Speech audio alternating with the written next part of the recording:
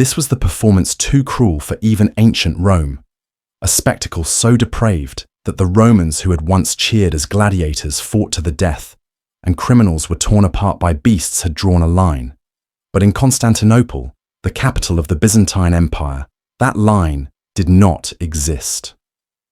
In the Hippodrome, where 80,000 citizens gathered in an arena that dwarfed any theatre of the empire, children were offered to the mob in the name of entertainment. The performance was called Leda and the Swan. On the surface, it was a reenactment of a myth from Greece Zeus descending in the form of a swan to ravish the mortal Leda. But the Byzantines twisted it into something darker. A naked child would be placed upon the stage, her fragile body adorned with nothing but laurel wreaths. As the crowd roared, trained geese were set loose, pecking barley seeds from her skin. Thousands of eyes feasted on the humiliation. Thousands of hands rained coins onto her body, as if her suffering were just another gamble in the endless theatre of cruelty. The child on the stage was Theodora, 10 years old, her body not yet grown, her mind not yet shaped, and yet already she was being taught that survival meant performance, that her worth was measured in how much horror she could endure while strangers laughed. For the Byzantines, this was not mere sport. It was a system. Legalized trafficking masked as art.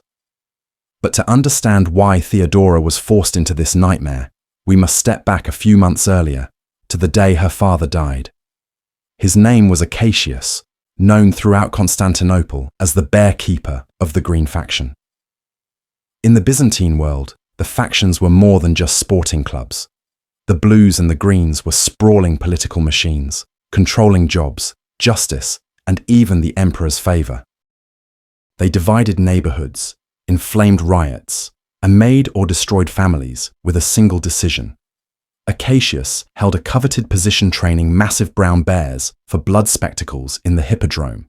His role guaranteed food, protection, and stability for his wife and 3 daughters.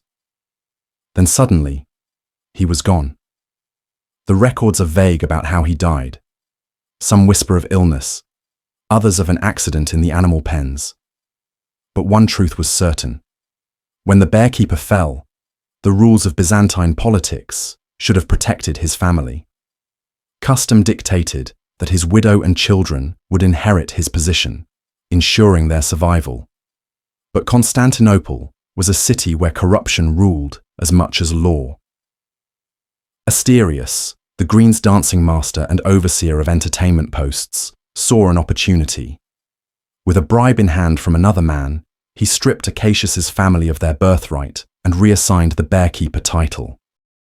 In one transaction, with one self-serving decision, Asterius condemned 3 little girls to a fate worse than death. Theodora's mother was left with nothing. No income, no faction protection, only the empty promises of men who had watched her husband labor for years.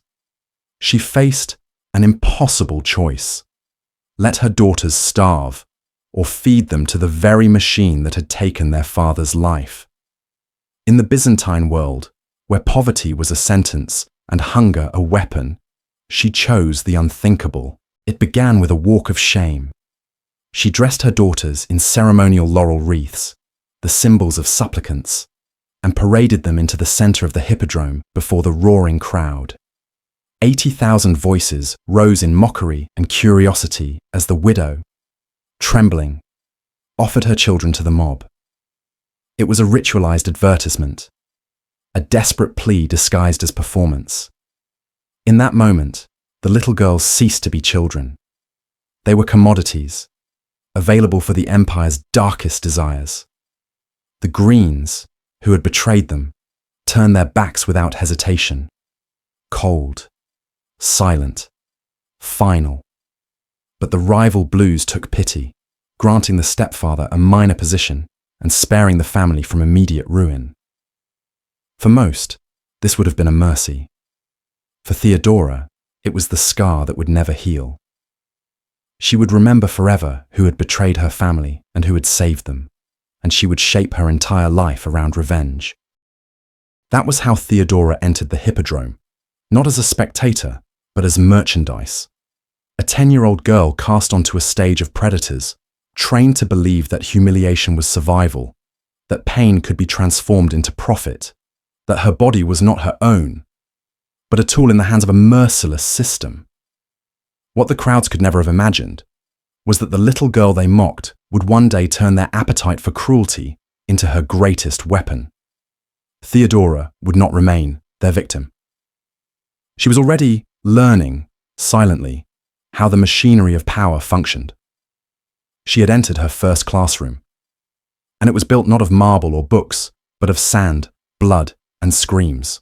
Acacius's death should have been a tragedy softened by custom.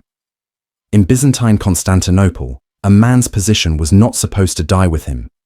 The great factions of the city, the Greens and the Blues, had built their power on the promise of continuity.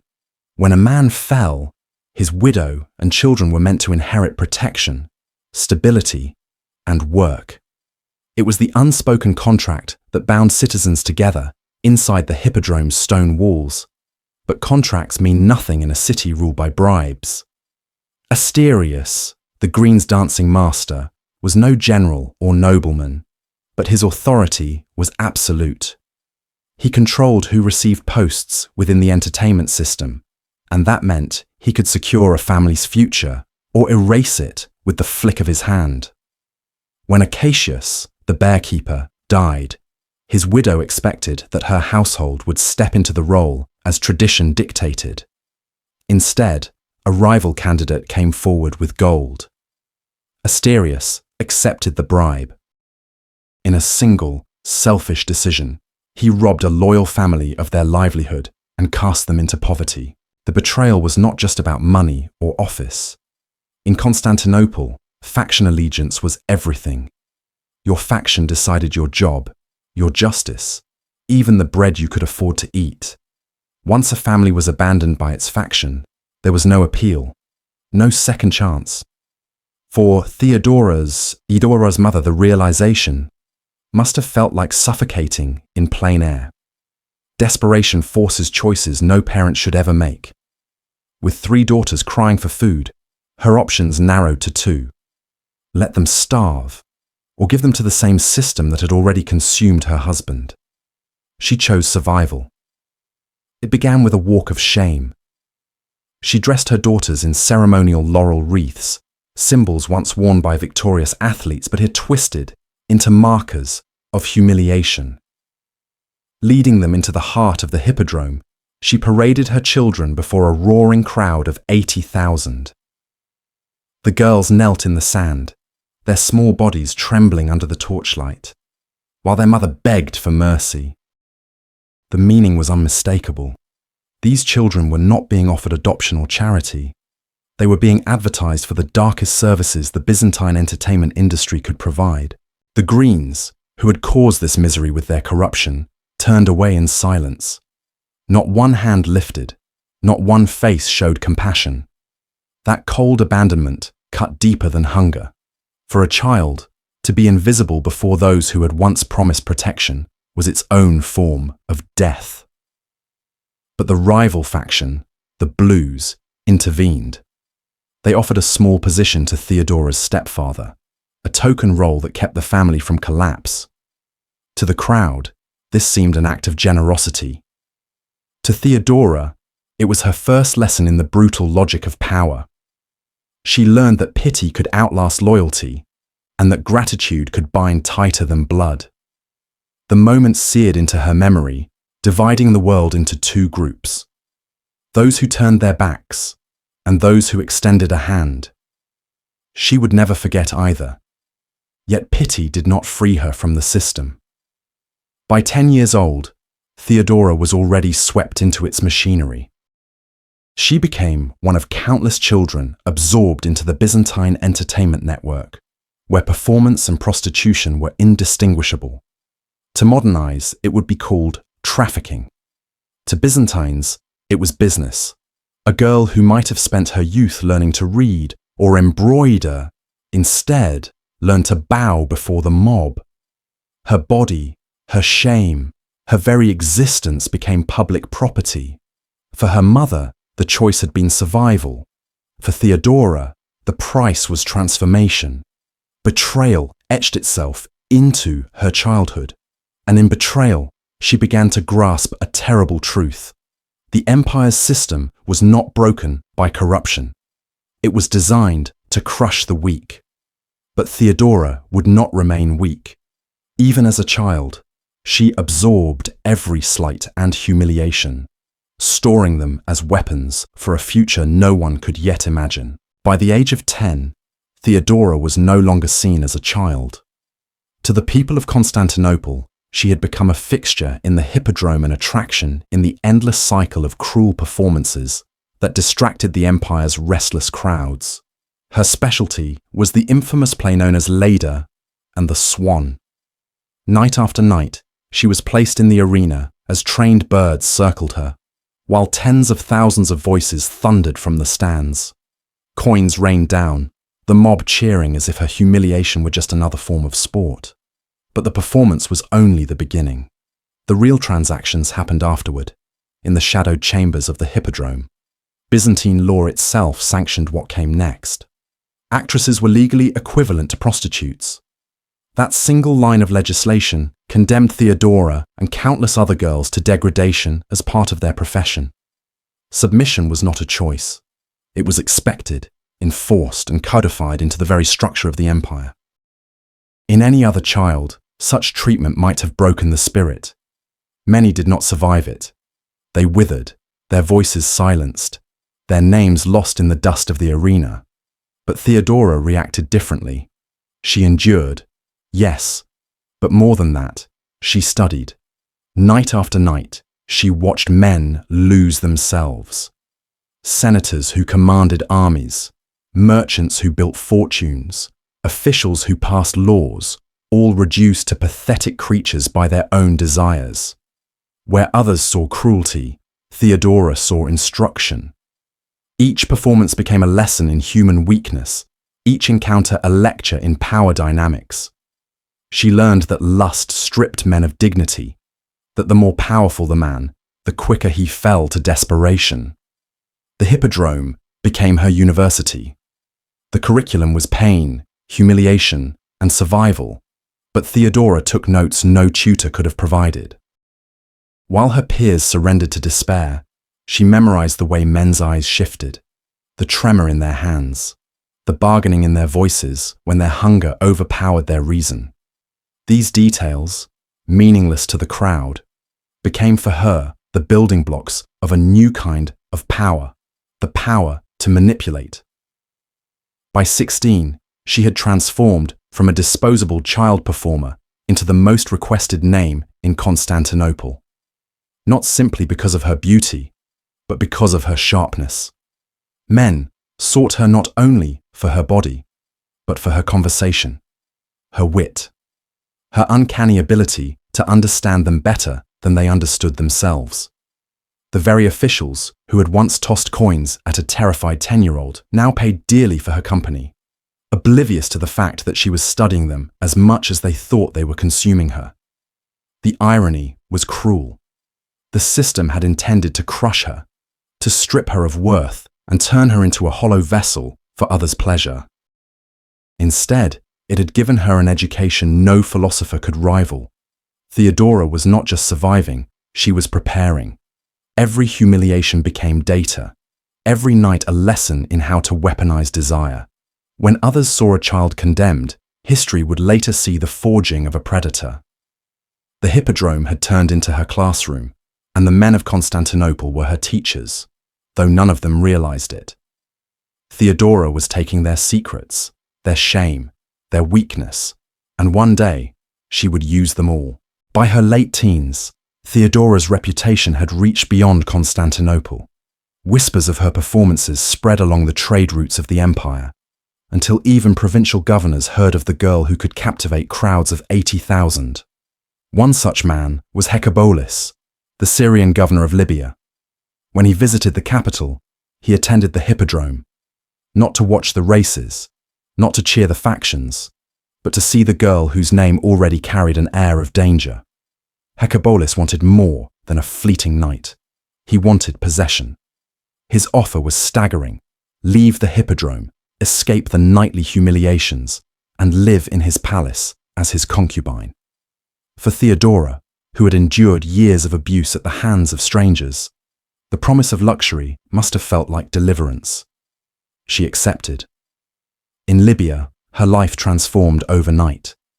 She exchanged the reeking sand of the Hippodrome for marble halls, her ragged costumes for silks and jewelry. Servants attended to her. Fine food replaced hunger, and for the first time, she slept in a chamber without the noise of 1,000 men outside its walls. To most, this would have been salvation. To Theodora, it became another classroom. She quickly realized that Hecatobolus, despite his wealth and authority, was a man enslaved not by chains, but by desire. His armies obeyed him, his provinces enriched him, but in her presence, he was reduced to a beggar for pleasure. She studied him with the same cold precision she once applied to the senators in Constantinople. What made him tremble? What fantasies humiliated him? Which indulgences left him pliable enough to alter decisions he would never otherwise consider? Every intimate encounter became an experiment. She tested boundaries, gauged reactions, and filed away the results. Slowly, she discovered the terrifying truth. Even governors could be controlled through their private appetites. Desire was not just weakness, it was a leash, and the tighter she pulled, the more willingly they followed. But power is a dangerous game, especially for a woman with no title. Theodora grew bolder, nudging Hecatobolus toward political choices that favored her own interests. Perhaps it was subtle. A suggestion whispered in bed. A hesitation turned into action with the right touch. But eventually, he noticed. The illusion of control was shattered. One day, rage consumed him. The governor who once draped her in luxury turned into a tyrant. He accused her of manipulation, of insolence, of daring to wield influence reserved only for men. His fury was merciless. He hurled her belongings into the burning Libyan sand, screaming for her to leave. The palace gates closed behind her. Just like that, the silks and jewels, the servants and marble halls, all gone. She stood alone in the desert heat, the sun baking the earth until it cracked. Sweat stung her eyes, dust clung to her lips. She had risen from humiliation into splendor, only to be cast down again. Yet this was not the end. The betrayal was not destruction. It was metamorphosis. For 4 years, she had lived as a concubine, absorbing lessons in how intimacy enslaves the powerful. Now, stripped of protection, she faced the world again with nothing but that knowledge. What Hecatobolus believed was punishment became her final lesson. Never allow comfort to dull ambition. Never mistake luxury for safety. Her return journey would be harsh, filled with hunger, danger, and desperate bargaining. But she no longer traveled as the same girl who had once begged for survival in the Hippodrome. She was returning as something else, someone sharper, colder, and infinitely more dangerous. Theodora had lost her patron, her silks, her palace, but she had gained something priceless, proof that the men who thought themselves invincible could be broken, and she was ready to put that lesson into practice. The journey back from Libya was no triumphant return. It was exile. Stripped of wealth and protection, Theodora boarded ships not as a concubine of a governor, but as a woman forced once again to sell herself to survive. The cramped hulls reeked of sweat and seawater, the air heavy with the stench of unwashed bodies. Each night, she bargained for passage with the only currency she had left. But this time, Theodora was not the helpless child of the Hippodrome. She was a predator in training. The years in Hecatobolus's palace had sharpened her into something more dangerous. Each encounter was now more than a transaction. It was reconnaissance. The Roman merchant who whispered trade routes during drunken embraces. She memorized them, storing knowledge that might one day be useful. The ship captain who bragged about smuggling operations after she had disarmed him with charm. She filed away his secrets. Even the sailors, desperate for conversation, revealed details about ports, prices, and politics. What others would have dismissed as idle chatter, she treated as intelligence. The Mediterranean itself became her battlefield, its salt spray and crashing waves the backdrop for her experiments in control. She was no longer learning how men could use her, she was learning how to use men. And as the ships carried her from one coast to another, she transformed into something the Empire had never seen before. A woman who could weaponize intimacy into power. Her voyage eventually led her to Alexandria, one of the Empire's most cosmopolitan cities, a place where merchants, philosophers, and priests mingled in its bustling streets. Here, Theodora made a decision that seemed pious but was entirely strategic. She converted to monophysite Christianity under Patriarch Timothy III. To most, this was theology. To Theodora, it was politics. Monophysitism was a faith embattled, rejected by imperial orthodoxy, yet embraced by vast populations in Egypt and Syria. By aligning herself with this persecuted faction, she was creating a base of loyalty independent from the Hippodrome's network of exploitation. It was her first step toward building influence not through her body, but through ideology. A shift from the physical stage to the spiritual arena. But her transformation was not complete. In Antioch, she met a fellow performer named Macedonia, a woman whose loyalties lay with the blues. Macedonia carried whispers back to Constantinople, whispers about a certain ex-circus girl whose resilience and intelligence had drawn attention far beyond the theatre. She told Theodora something astonishing. The heir to the throne, Prince Justinian, had asked questions about her. Theodora must have been stunned. She, the girl once paraded in humiliation before 80,000 people, the girl whose body had been sold to senators and sailors, had become a subject of curiosity for the man who might one day rule the empire. It was not admiration that reached him, but reputation. The story of a woman who had survived the Hippodrome, manipulated a governor, and turned exile into strength. When her ship finally approached Constantinople's golden harbour, the sight of the city must have burned in her chest. The domes glistened in sunlight, the spires cut against the sky, and the Hippodrome, the arena that had once consumed her childhood, stood waiting. But she was no longer the girl who left. Theodora was returning armed with something far more powerful than beauty. She had secrets, she had strategy, and she had a name whispered in the halls of power: Justinian. Their meeting would not be accident, it would be destiny. Constantinople, 522 CE. Theodora re-entered the city not as the desperate girl who had once begged for survival in its arena, but as a woman sharpened by exile and betrayal. She had studied senators, broken governors, and dissected the weaknesses of merchants and sailors. Now, her eyes were fixed on a greater prize than any of them: Prince Justinian, the heir apparent to the Byzantine throne. Their first meeting took place at a court gathering among polished marble floors, jeweled mosaics, and whispers that floated like incense in the air. To most, Theodora was just another former performer in a world where actresses were considered permanently disgraced. But Justinian saw something else. Or perhaps more accurately, she made him see what she wanted him to. The seduction began not with beauty alone, but with calculation. Theodora had perfected the art of reading men. Justinian was powerful, yes, but he was also lonely, intellectual, and deeply religious. Unlike the merchants who could be undone by flattery or the governor who fell to indulgence, Justinian craved connection of the mind. Theodora gave it to him. She laced her words with scripture, her wit with philosophy, her charm with intelligence. Every moment they shared was engineered to tighten his dependence. Soon, Justinian was enthralled.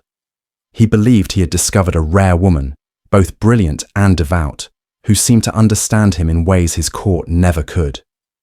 What he did not see was that Theodora was applying every lesson she had learned in the Hippodrome and on Mediterranean ships lessons in control, manipulation, and desire.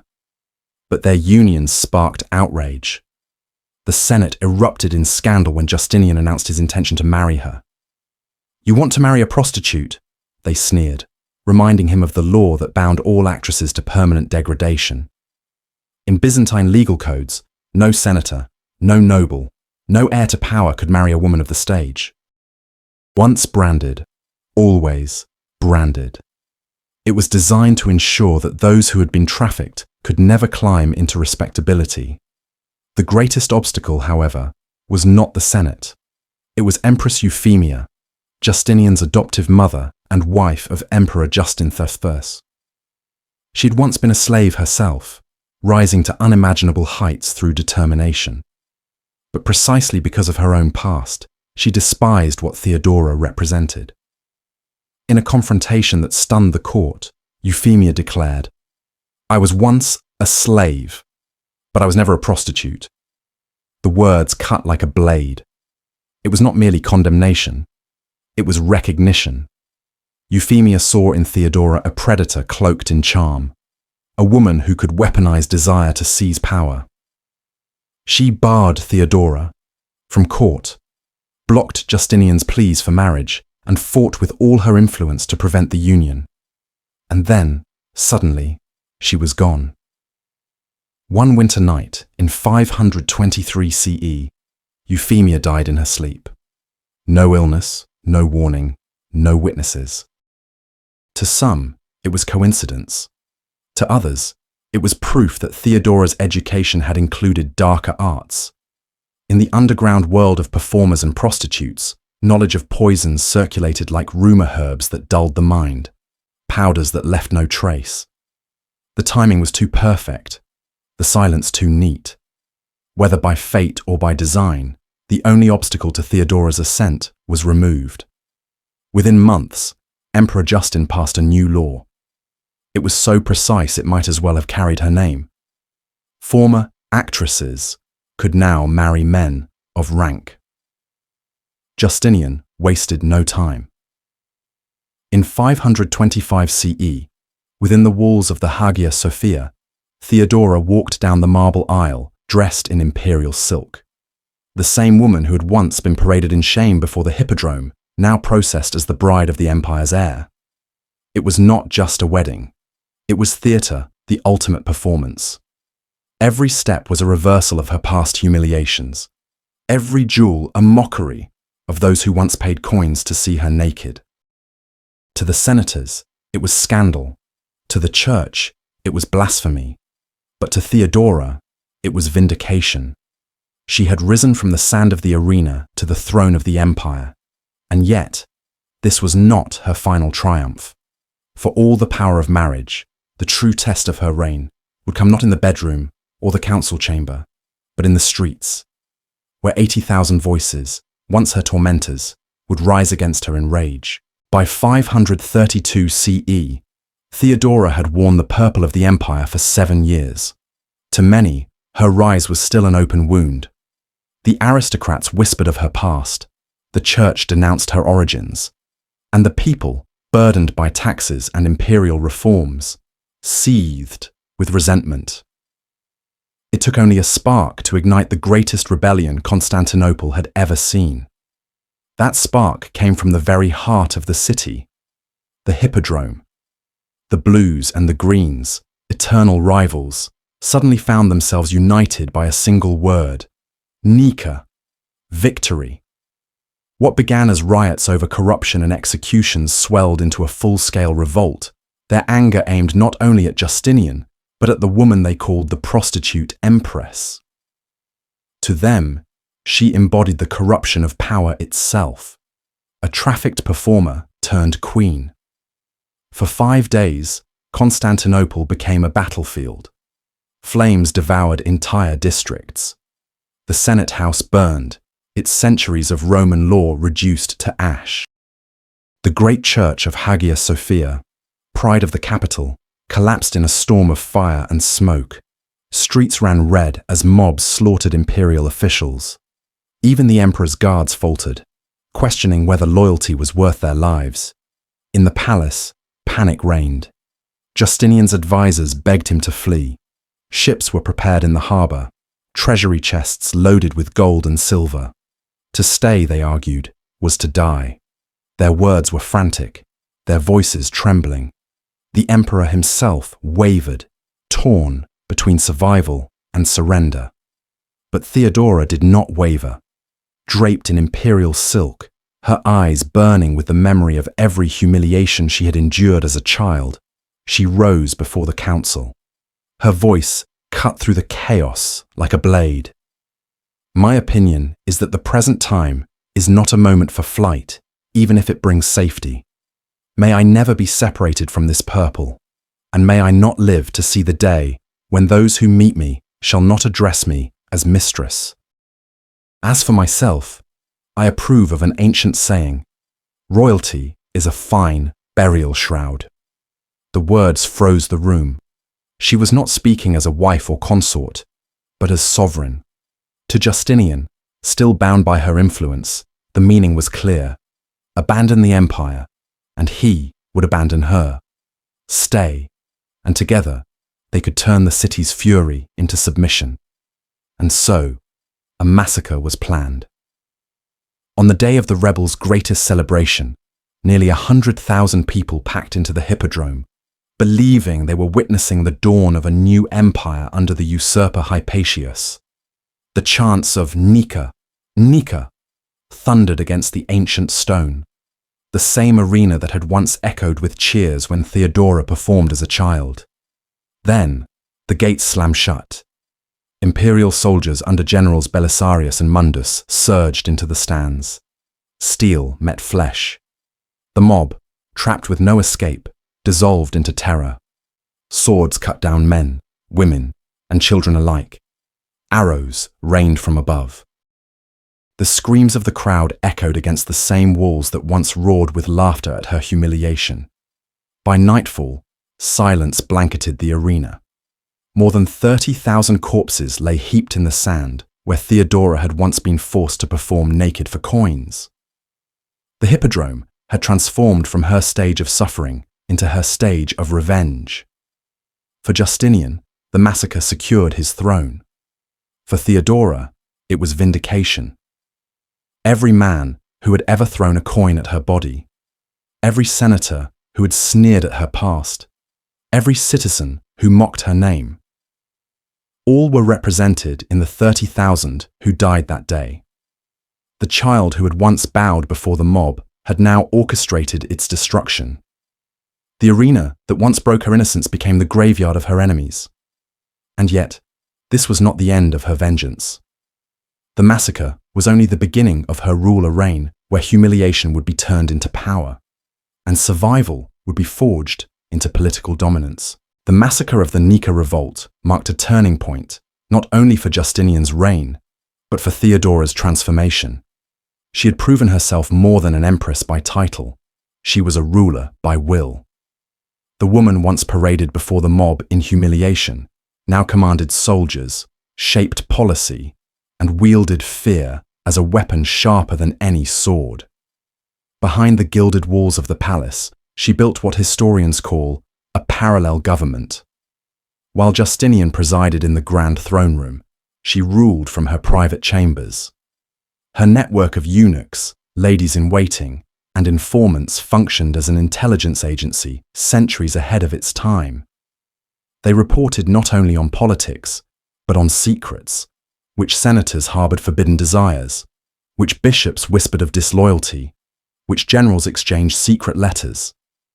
Every confession, every indiscretion became a tool in her arsenal. Her enemies fell one by one. In 537 CE, when Pope Silverius refused to restore her ally to the Patriarchate, she struck not with theology, but with treason charges.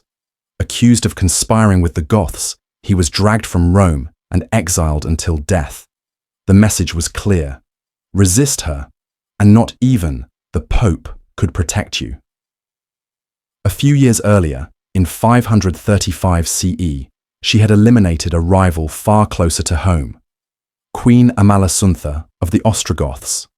Elegant, intelligent, and correspondingly dangerous, Amalasuntha exchanged letters with Justinian that Theodora found far too intimate.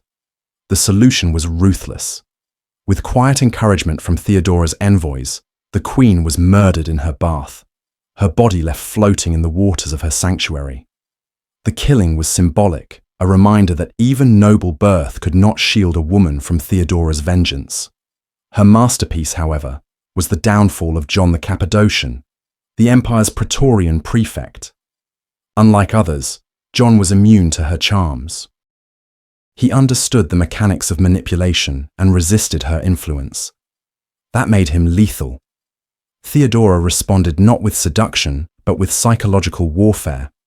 For months, he received gifts that seemed harmless, but carried hidden malice: withered flowers, miniature daggers, images of execution. Slowly, paranoia consumed him. He began to live the same terror she had once known as a child in the Hippodrome, sleepless, sweating, jumping at shadows. Finally, through a trap woven with her ally, Antonina, John was ensnared in fabricated treason and cast into ruin, begging for scraps on foreign soil. Through each calculated elimination, Theodora proved that trauma had not broken her. It had trained her. She was no longer the exploited child. She was the predator who could break men as easily as they had once broken her. But Theodora's legacy extended beyond assassinations. She reshaped Byzantine law itself. Her reforms were not mere politics. They were vengeance carved into statute. Prostitution, once forced upon her, was outlawed in its most brutal forms. Brothel keepers could no longer chain women to their work. Establishments that trafficked the vulnerable were shuttered. Rape, once treated with leniency, was made punishable by death. The attacker's property transferred to the victim. Divorce laws were expanded to give women greater agency. To some, these were progressive policies. To Theodora, they were justice laws forged from memory, ensuring no other girl would endure what she had. And yet her reforms carried another edge. She founded the Metanoia convent, a sanctuary for former prostitutes. But sanctuary was not always freedom. Many women were compelled to enter its walls, their bodies controlled once again, this time in the name of salvation. Even in her compassion, Theodora's instincts for control remained absolute. In 548 CE, Theodora died at the age of 48, most likely of cancer. The empire mourned, but none more than Justinian. Without her, he seemed broken, a ruler hollowed of will. He never remarried, never found another partner who could guide his politics or temper his fears. For the remaining 17 years of his reign, he issued no legislation with the same brilliance or force. The empire, it seemed, had lost not just an empress, but its true strategist. In Ravenna, the mosaics of San Vitale immortalized her. She stands larger than courtiers, robed in purple, a golden halo crowning her head, a chalice in her hands. Around her, the three magi, the kings who once brought gifts to Christ, are embroidered upon her cloak, as though she herself were equal to biblical royalty. It was the final performance, the trafficked child recast as divine authority. Centuries later, tourists walk through the Hippodrome of Istanbul, unaware of the ghosts beneath their feet. Here, Theodora once lay naked as geese pecked seeds from her skin. Here, 30,000 rebels were slaughtered at her command. The same sand that absorbed the tears of a 10-year-old absorbed the blood of an empire's enemies. Her story is a paradox that history still struggles to reconcile. She was victim and predator, reformer and tyrant, saint and destroyer. The girl, who should have been broken by barbaric practices, instead mastered them, turning cruelty into the foundation of power. Theodora proved that trauma does not only create victims, it can create monsters. And sometimes, those monsters are crowned in purple silk, worshipped as divine, and remembered as one of the most powerful women who ever lived.